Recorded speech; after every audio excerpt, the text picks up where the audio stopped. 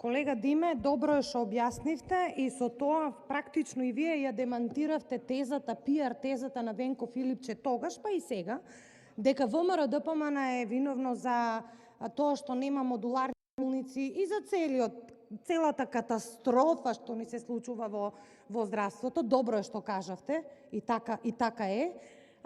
Останува се јавноста да цени, мада на јавноста веќе е совршено јасно кој е Венко Филипче, зошто така говори Венко Филипче, зошто сака да си ја прикрие својата неспособност, апострофирајќи дека ВМРО-ДПМН е кочничар, напротив.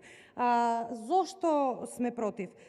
Од 25 милиона евра, ова го пишува во законот, само 10 милиона и 500 илјади евра ќе бидат за подпроекти и грантови, значи за градење. Се останато, значи половина од овој заем, почитуван колега, ќе се употреби за стоки и работи, консултантски услуги, пишување на подзаконски акти, на толкава јавна администрација подзаконски акти. Една од причините е и тоа. Снежана Калевска-Ванчева има